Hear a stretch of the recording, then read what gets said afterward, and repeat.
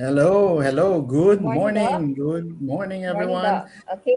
Thank you, Dr. Christine Pakatang, for the introduction, and also, of course, for inviting me as your speaker for today, as you celebrate the Health Week, One Health Week for the Davao del Sur DepEd region.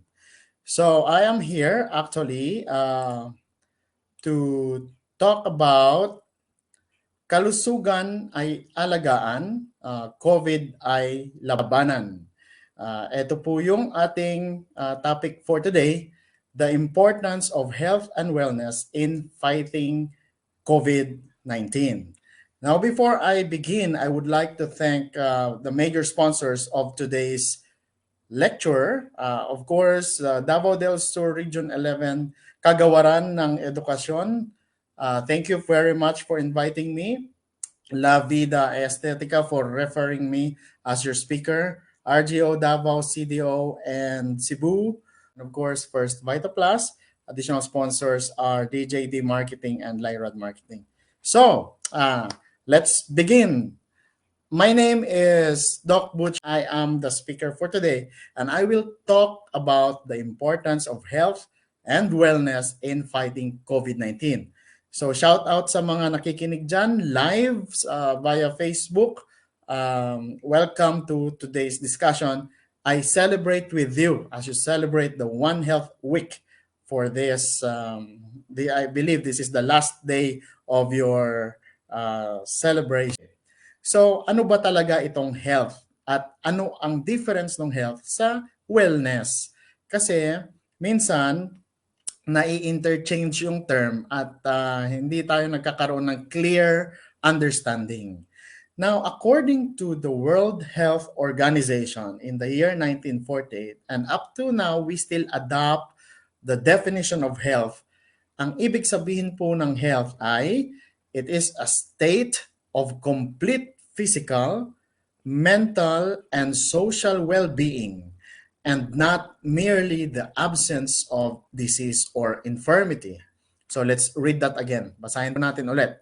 Health is a state of complete physical, complete mental, and complete social well-being and not merely the absence of disease or infirmity. Now, maraming mga experts are challenging the definition of health, but let us dissect it. No? Himay-himayin po natin. Ano bang ibig sabihin nitong health? Paano mo masasabi na healthy ka? Are you healthy? Kayo ba ngayon ay healthy? Can you tell yourself can you conclude na healthy ka? Meron ka bang sakit? Meron ka bang pinagdadaanan? Kasi health itself encompasses a lot of aspects in human life. Hindi lamang siya pangkalusugang physical o yung tinatawag nating physical health. It also involves your mental health. Now we have the campaign called There is no health without mental health. Hindi lang din siya physical and mental, also social and your emotional well-being. So all of these faculties in life must have a balance. Yun yung number one, equilibrium. A balance of your internal and external, yung tinatawag nating internal and external struggles on your day-to-day living. Can you control your emotions? Can you control your thoughts? Are you physically healthy? Are you having enough sleep? Do you have proper nutrition? Do you have regular exercise? Lahat yun, no? Components ng ating health and wellness. Okay? And not merely the absence of disease or infirmity. Very, very important po. No? Yung sinasabi nating hindi ibig sabihin na kung wala kang sakit, automatic healthy ka. Ulitin ko ha, hindi po automatic na kung wala kang sakit, wala kang nararamdaman, ay healthy ka. Bakit? Kasi meron po tayong mga karamdaman na hindi siya nagbibigay ng simptomas. Ang tawag doon ay asymptomatic. Oh. Now, tayo bilang Pilipino, ano ba ang natural na ugali ng Pinoy? Ang tanong ko lang is, kailan ba kayo pumupunta sa hospital? Kailan ba kayo nagpapa-check up? Hindi ba nagpapa-check up tayo kapag meron na tayong nararamdaman? Yun yung common misconception about health. Pag may sakit ako, pupunta ako sa hospital. Pag wala akong sakit, why would I go see a doctor? Lalong-lalo na ngayon na may pandemya.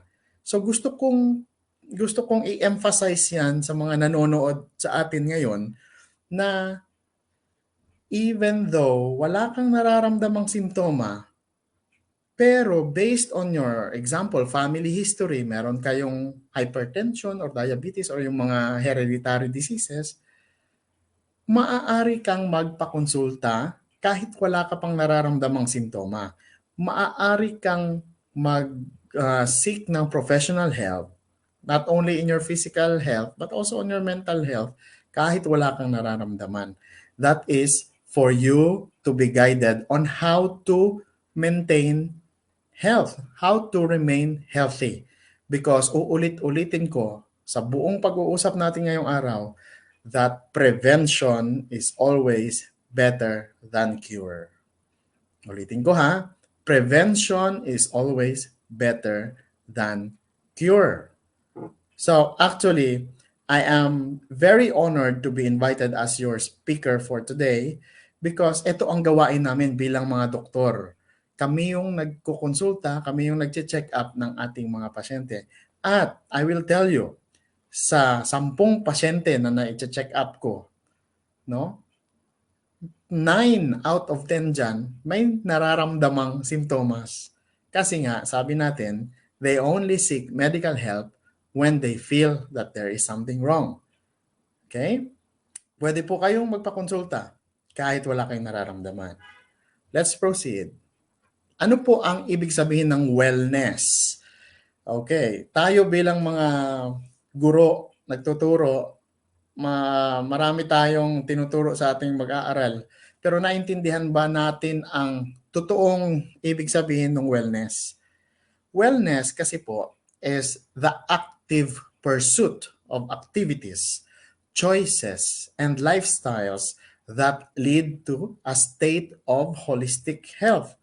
So when we talk about wellness, there is that word active pursuit. In short, may ginagawa ka.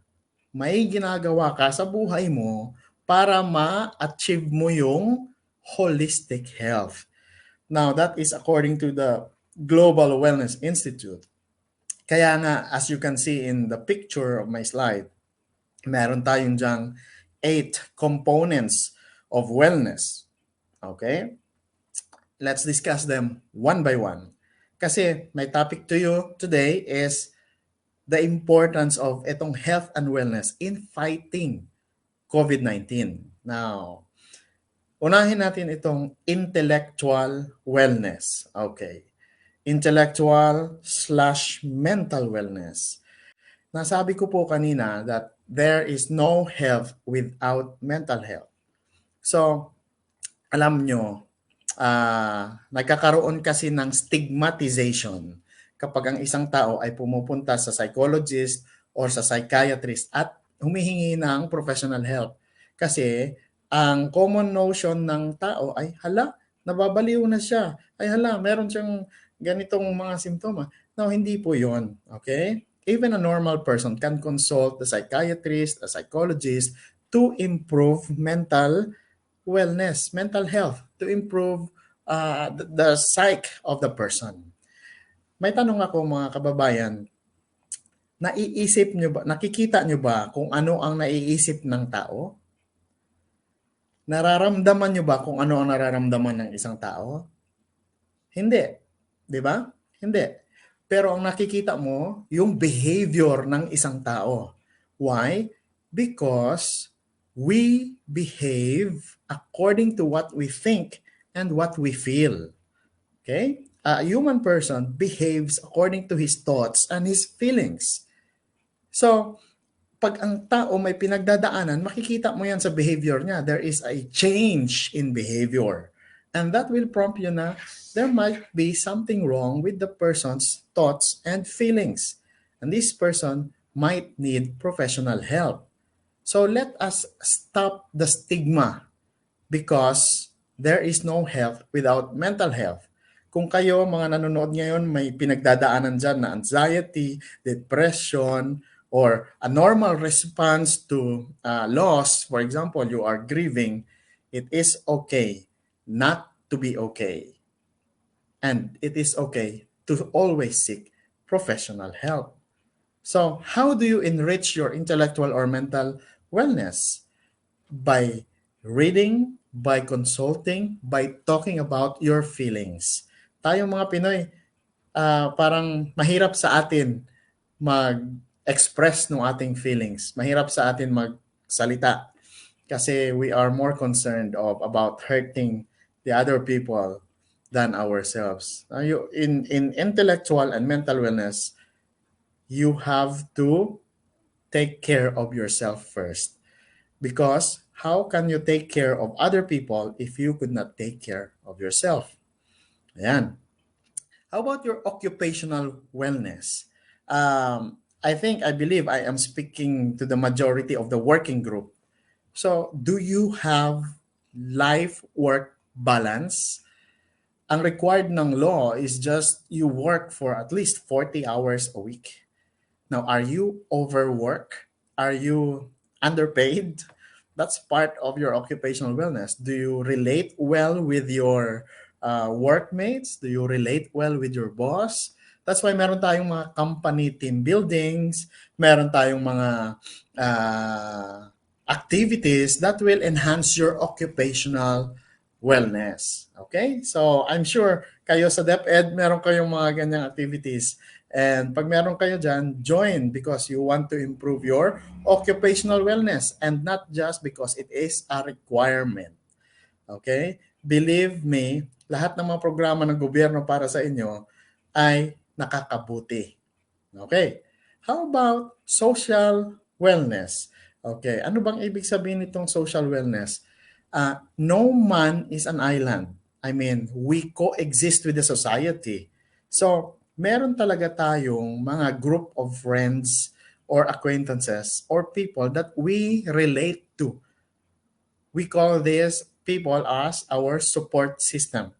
So you ask yourself, sino ba ang support system mo? Sino ba ang nilalapitan mo kapag meron kang problema? Kanino ka ba nakikipagkwentuhan o nakikipag-share ng iyong mga problema? And if you have your trusted social support, then you are socially well.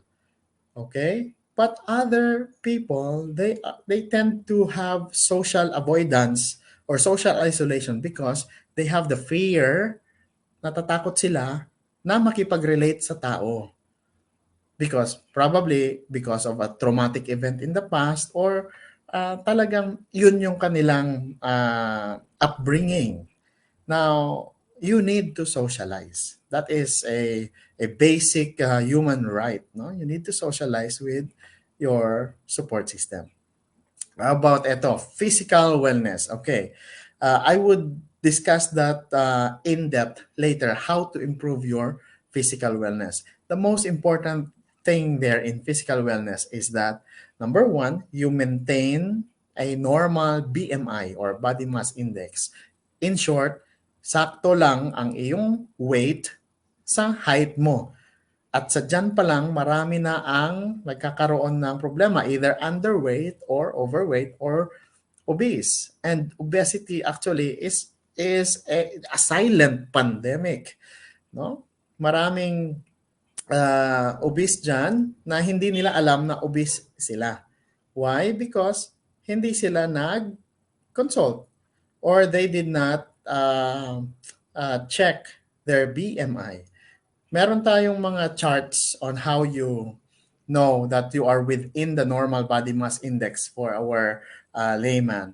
But we can also compute your BMI based on your height and based on your weight. Okay? So to improve your physical well-being, you have to do activities that will promote physical health. For example, do you sleep at least 6 to 8 hours a day? Do you drink 8 glasses of water? Do you wash your hands before and after you use the toilet? Okay. Do you eat a well balanced diet? Do you have a regular exercise? All of these things actually tinuturo sa atin nung tayo maliit pa, nung tayo ay nasa grade school or kindergarten pa. But do we really apply it in our day-to-day living? Now, later on, you would realize the importance of these teachings, especially na meron tayong pandemic ngayon.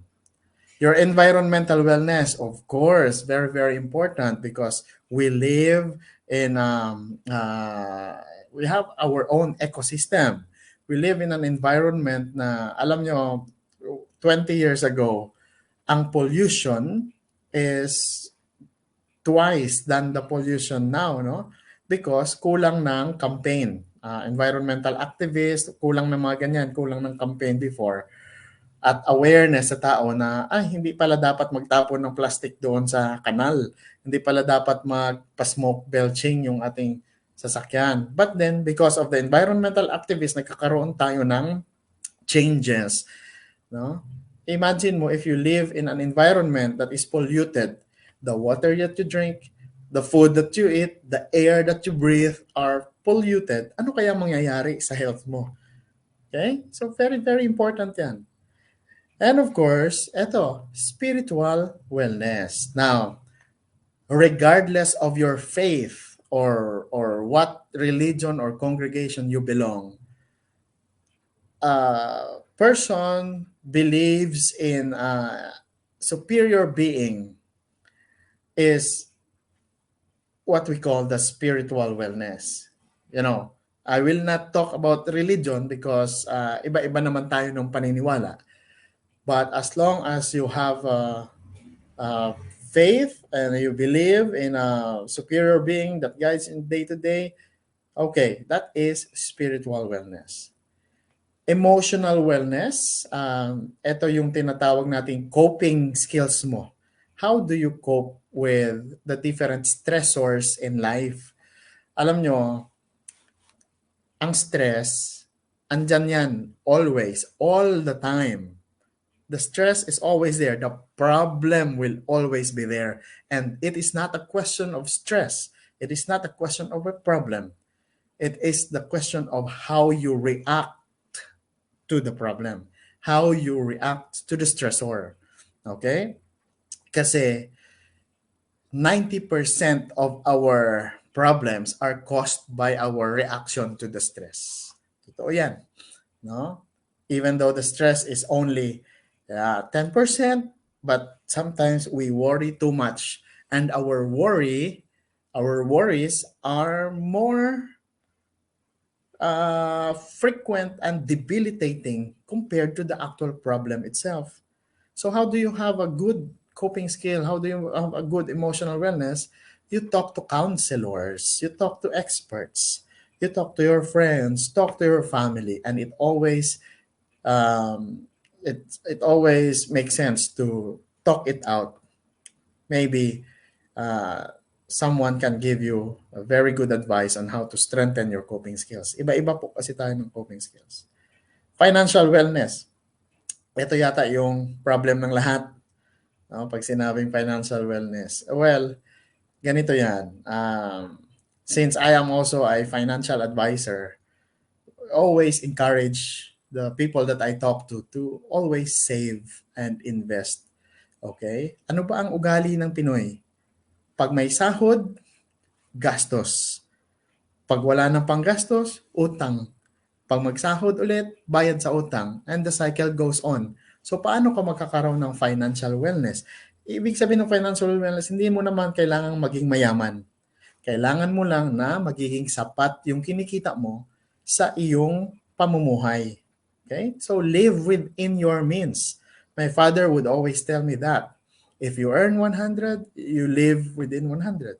If you earn 1,000, you don't have to live in 1,000 if you can live also at 100 so that you can always save for the rainy days. So, financial wellness means you can cope with your financial obligations like your bills, like your basic needs, your food, your shelter, your grocery, everything that you need. And you should be able to differentiate that from what you want. Kasi hindi lahat ng gusto mo, kailangan mo. Ulitin ko po, hindi lahat ng gusto mo, kailangan mo. Okay. So I don't want to emphasize more on this because it's already off my topic. But remember, all these components of wellness must be at least achieved or balanced for you to be called you are well, you are okay. Okay? Remember that it is an active pursuit of activities, meaning may ginagawa ka para ma-achieve mo yung holistic health.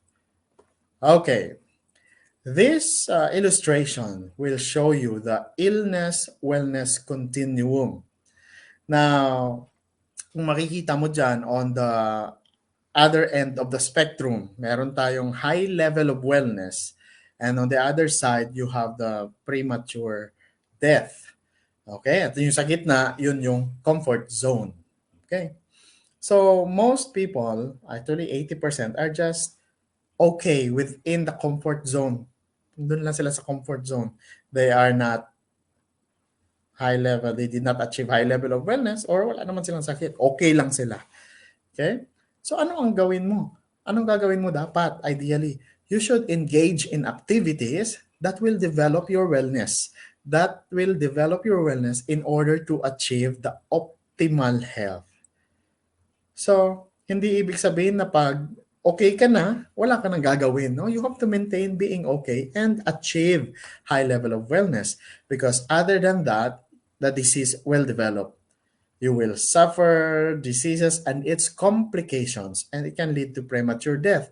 So kaming mga nasa health workers, kaming mga nasa health team, ang goal namin dyan is to prevent you from suffering the consequences of the disease by giving health teachings, by improving health promotion campaigns.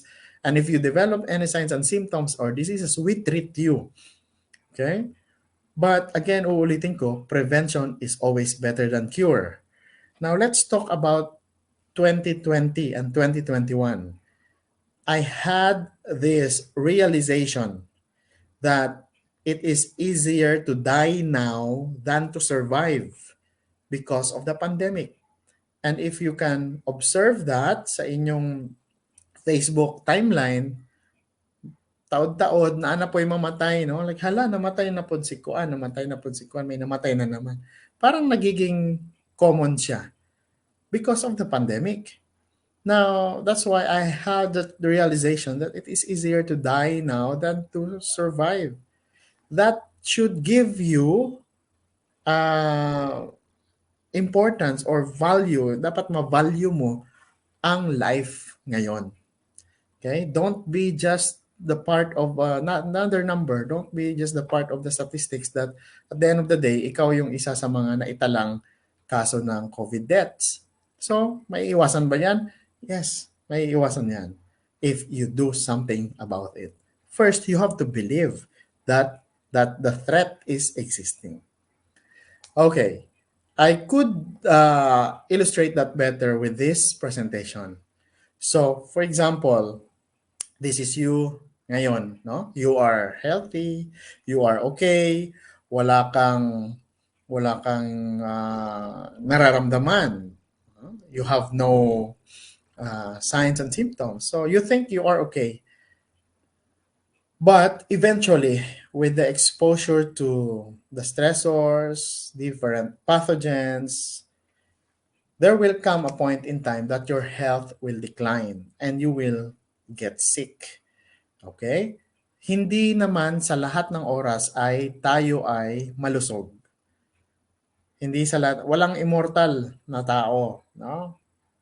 Kaya kung malusog ka pa ngayon, ah panatilihin mong malusog ka.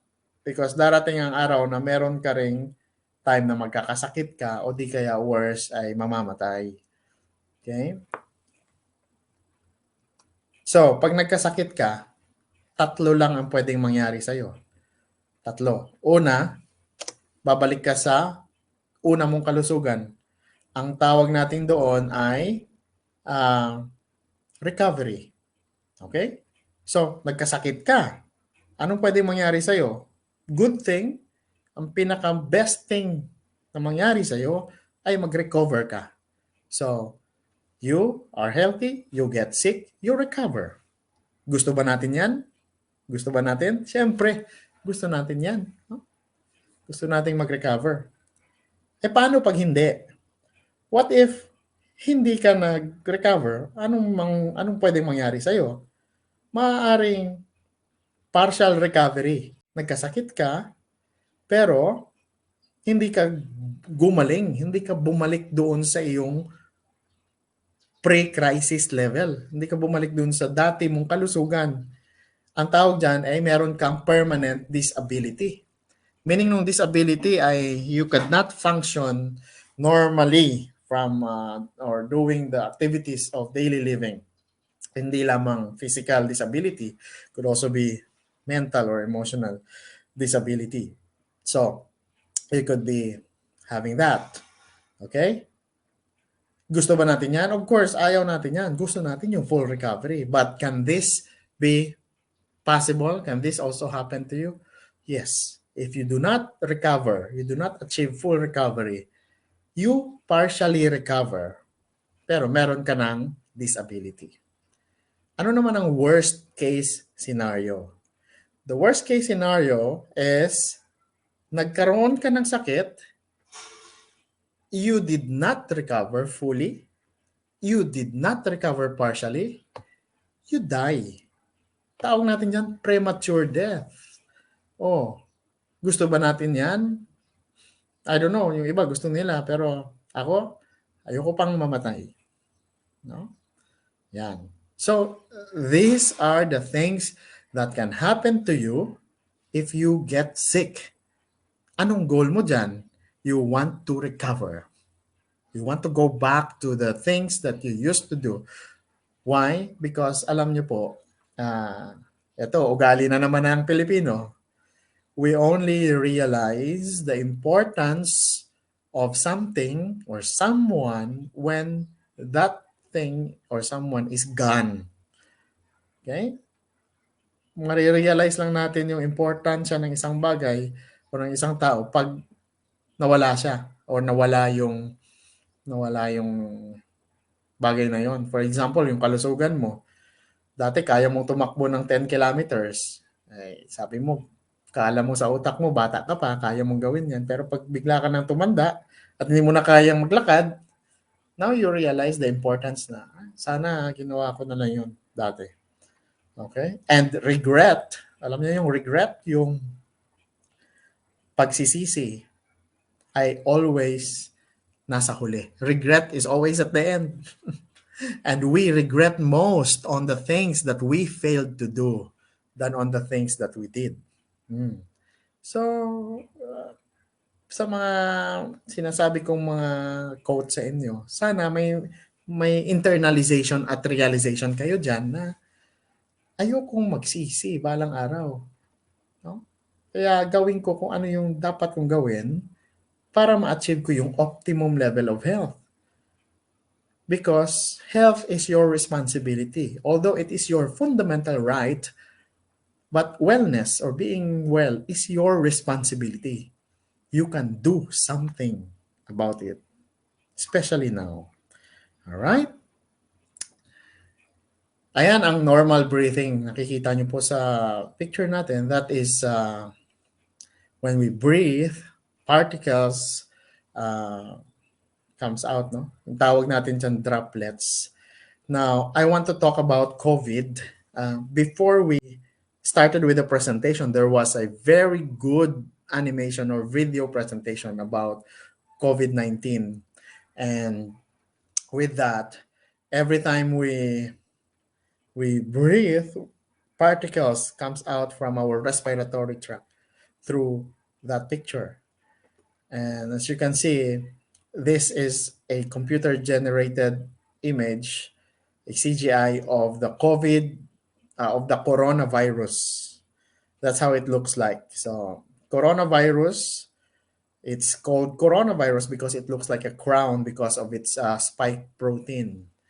At ewan ko ba, bakit marami pa rin ang hindi naniniwala sa existence nitong condition na ito, no? Nitong virus. Well, let me tell you this. The coronavirus itself is already present millions of years before ngayon. Andyan na yung coronavirus. Okay? Only in, in 2002, there was a SARS pandemic. That was the SARS-CoV-1. And it is also caused by a coronavirus. And then the novel coronavirus 2019, which is the SARS-CoV-2, ito na yung COVID-19. Okay? So, huwag kayong basta-basta maniniwala doon sa mga nagpapakalat ng fake news, yung mga hindi experts, yung mga Dr. Google, na nakukuha lang kanilang opinion doon sa pag-i-internet. Hindi lahat ng nasa internet ay factual or tama. Okay? So, yan ang itsura ng ating coronavirus. And once it gets inside the body, kailangan ng virus ng host cell. So it will infect your cells para mag-replicate, para dadami siya. Okay. Hindi ko na explain yung buong process kasi masyado ng medical yung mga terms doon. But remember this, most viruses, especially itong coronavirus, they die outside the living host. So when it's done with the replicating process, it will infect again another cell. That's why you go into having the infection. And as a response, nagpo-produce ka ng antibodies to recognize the virus and to prevent you from, magre-release tayo ng mga chemical mediators dyan that will cover the other cells so that the virus will die and then you recover. Okay? So, look at this picture. If you can see, bakit tayo nagkaroon ng pandemic? Nag-start naman talaga yan sa isang tao lang na nagkaroon ng coronavirus. Because we are exposed to people. And every time we breathe out, we cough, we sneeze, nakikita mo yung picture kanina, lumalabas yung mga droplets. Okay? So, noong 2019, mga around November, nagkaroon na sila nito ng epidemic sa Wuhan. And then because of our travel, it was spread worldwide. Okay. So just like any other pandemics in the past, ganun din yung mode of transmission. The question now is, how do we stop this pandemic? How do we stop the global problem of the pandemic? Intindihin muna natin yung picture ng COVID. As of last night, ano ba kahapon? July 29, okay? We have reported a total of 196,984,602 coronavirus cases. And among that, 4,208,713 died from COVID or COVID-related deaths. Recovered, 178,317,200. As you can see, no death was recorded based on due to vaccination. Now, the active cases now, worldwide po ito, ay 14,458,689. And if you can see in the active cases, 99% are in mild condition. Yan ang gusto kong i-emphasize. Mild condition, and about only 0.6 or 1% ang nasa critical condition. O bakit nasa mild condition sila? Ano bang naging depensa nila? Tinablan ba sila ng COVID? The answer is yes, tinablan sila ng COVID. Pero bakit mild condition? Dahil healthy sila. Yun yung sikreto. Dahil healthy sila. Malusog sila. At yan ang importance ng usaping ito. Kailangan mong panatilihing malusog ang katawan mo. Oh, ayan. Tingnan natin. Mag-usap tayo ng vaccination. Okay. As of yesterday, 4.01 billion people have been vaccinated.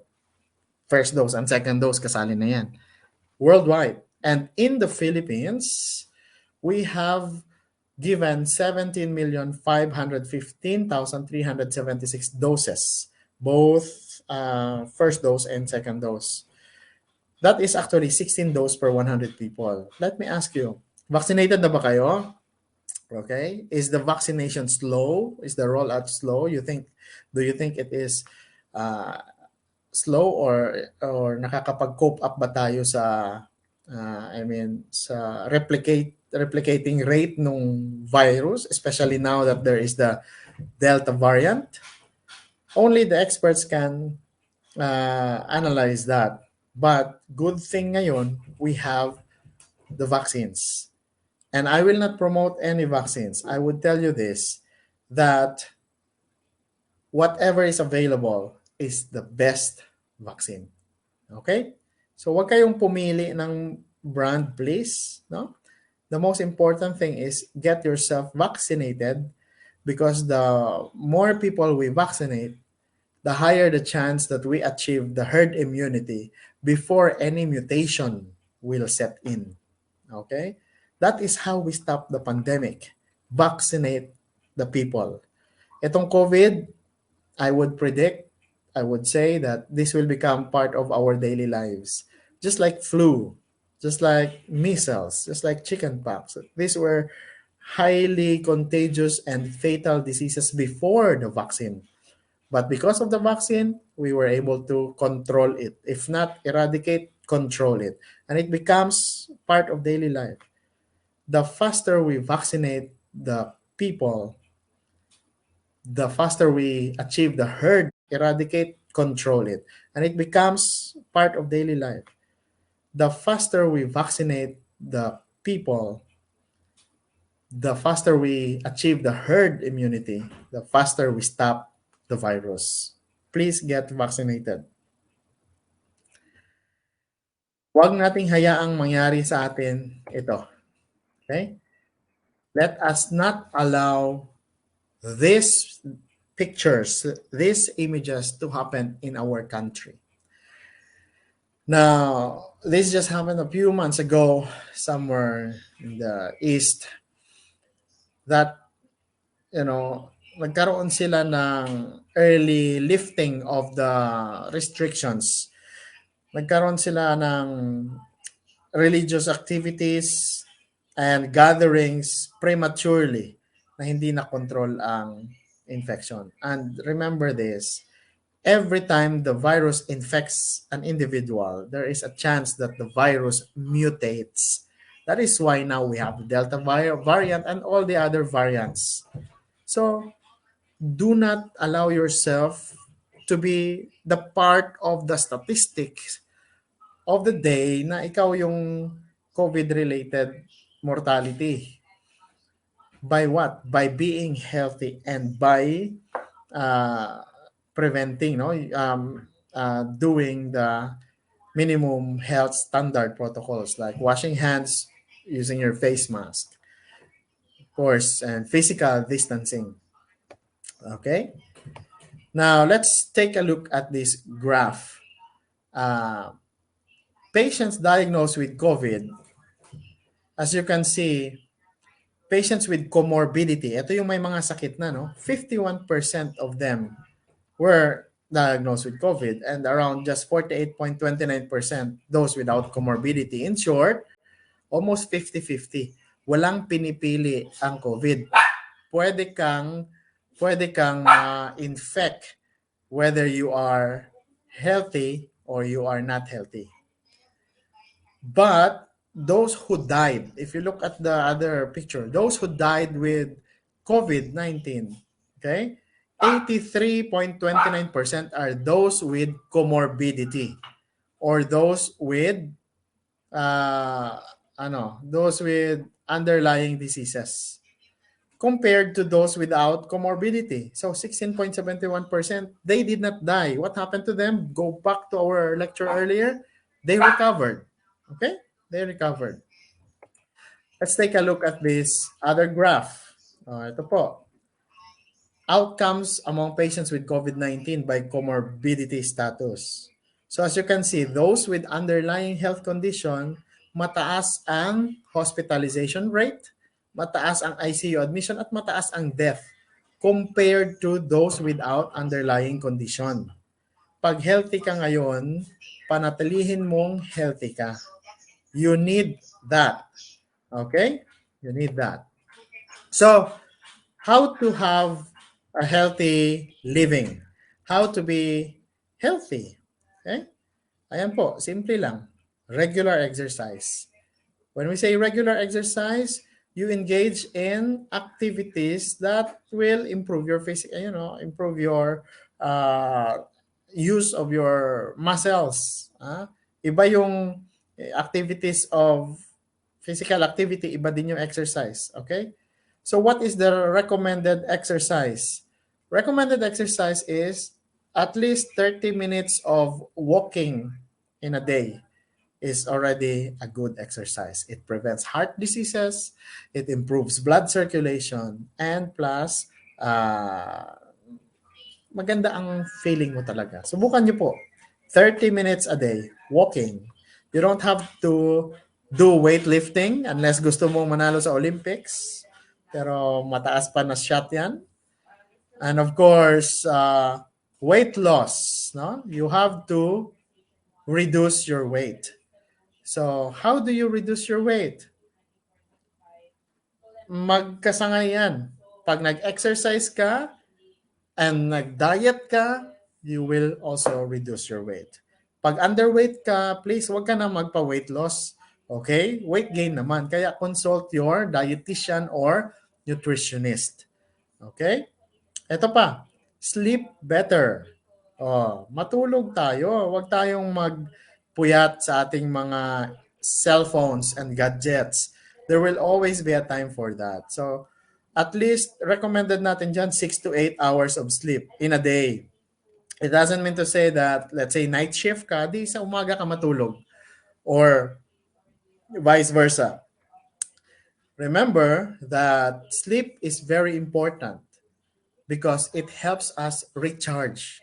Okay, it in our body, our cells will regenerate, it will repair our wounds, and it gives us a rest.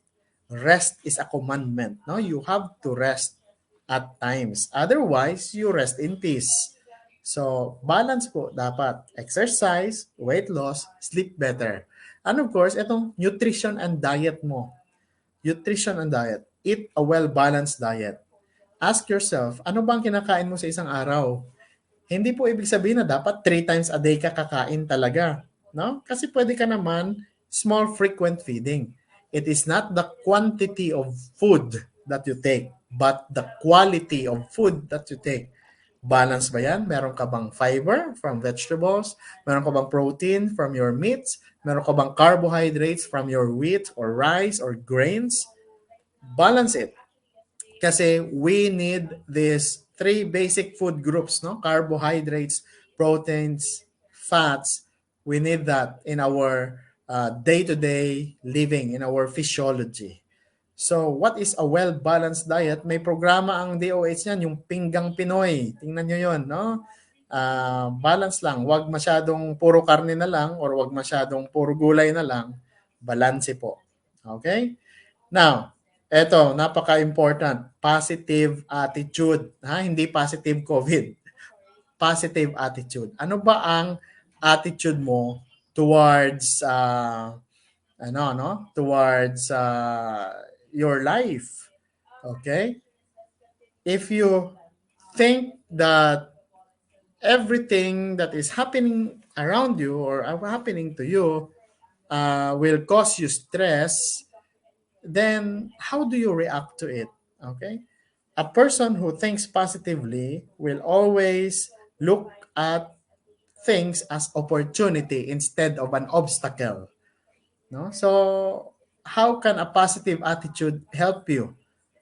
A positive attitude can help you uh, become healthy mentally. Okay, it can help you think clearly on your plans in life. So importante po yung maging positive po tayo. So again, uulitin natin, prevention is better than cure. And let me conclude my talk that health is a fundamental right of every individual. Wellness is a personal responsibility. Healthy living strengthens the immune system and braces us from the severity of the impact of the disease. Nakita niyo yung graph kanina? Okay? Most people dying of COVID are those who are not healthy, those with comorbids. But if you put emphasis on healthy living, okay, it strengthens your immune system and braces you for the impact. You may not prevent acquiring COVID, but you may prevent dying from it by being healthy.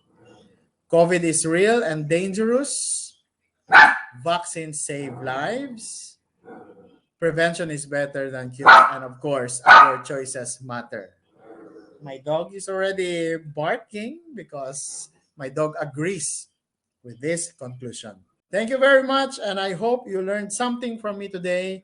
And it is my honor to speak to you this morning. Hello, hello po, Doc. Yeah. Butch, thank you, Doc, for your time, for sharing your knowledge and expertise in a lot of topics, actually. Doc, before we officially end your part of today's activity, uh, can we devote, Doc, a few minutes, 1 or 2 minutes, for our forum? We will be reading some questions in our Facebook Live, if there are questions, and we will try to ask them to you. Hopefully, Doc, you can answer this question for us. Okay, so I'm waiting for our commenters to please post questions so we can we can have Dr. Butch Dumdum to answer your questions for us today. So while we're waiting for the questions, can I read some of the positive comments during our feed? So we have here from Ma'am Headful Lin, magandang morning. Watching from Bislig City. So, wow, so we have a viewer from Bislig City. Ma'am Elizabeth Maximo, District of Altavas, Division of Aklan, also watching. And we also have a comment here from Miss Camille Saaw, Mabuhay, HNS, very comprehensive po ang presentation. Thanks, Doc, and more power. And from Miss Jenny D, very interesting discussion, more power. And also here, I would like to read another comment from Well Jane Torrecampo Felamin. Very timely, relevant topic, Doc. Thank you for giving us enlightenment on how to manage our finances and at the same time how to strengthen our coping skills dealing with stress. Kudos to DepEd Davao del Sur for initiating this 5-day webinar. So, are there any questions? Okay, we have one question here. It's a comment. Ma'am Charity Saison, thank you very much, Doc, for the very informative presentation. It will help us a lot for ourselves and for our family as well. So I guess there are no questions, which means our topic, Doc, our discussion was very much understood by our viewers. So mostly all positive comments, Doc. And again, we thank you for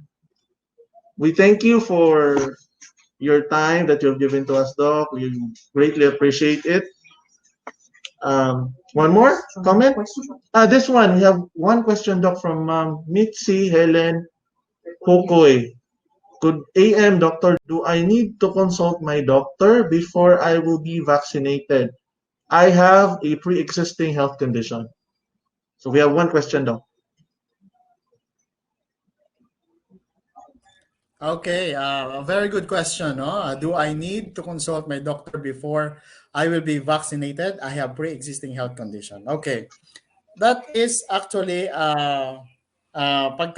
depende po yan sa inyong pre-existing health condition. It is always best to consult your doctor and get medical clearance from your doctor before you get vaccinated. Now, in the times na hindi ka nakapag-consult sa doctor mo and you arrive at the vaccination site, there are doctors on duty doon sa vaccination site, doon sa screening area. The doctors will screen you if you are vaccinated on that day or not based on their assessment and of course based on your uh, existing condition. So example, ma'am, you have asthma, diabetes, you have hypertension, you have kidney diseases. Etong mga ganyan and you are being managed by a physician, yes, you need to consult your doctor and get medical clearance. But like I said, if you could not consult and you are immediately scheduled for vaccination, go to the vaccination site because there are also doctors there that will screen you.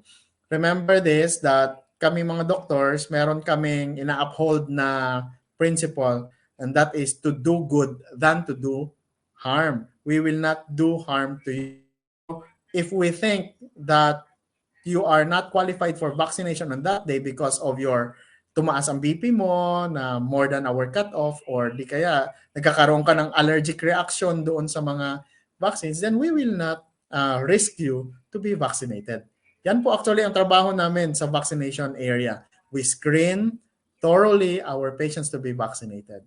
Yes, very good question, Ma'am Mitzi. I hope I answered your question. Okay, so thank you, kay Doc, for that uh, well-explained answer.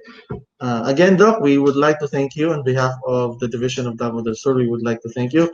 Before we let you off, Doc, I would pass the time to our medical officer for the awarding of the certificate. Okay. Once again, Doc, thank you so much for your time and effort. We are we learned a lot of things, no? And since right now po, meron na po tayong vaccination for our teachers, no? The category A4. And we also have teachers na meron na nandun po sa category ng A3. So, I think they are enlightened, no, with of course, meron din po tayong mga yung sa health and wellness, no, they learned a lot of things. And we really thank you so much, Doc, for your time. And with that, Doc, we would like to give you a certificate of appreciation. Let me read the certificate, the citation. Okay. So much, Doc. Thank you. Thank you very much also for inviting me. Yes, Doc. Thank you so much. And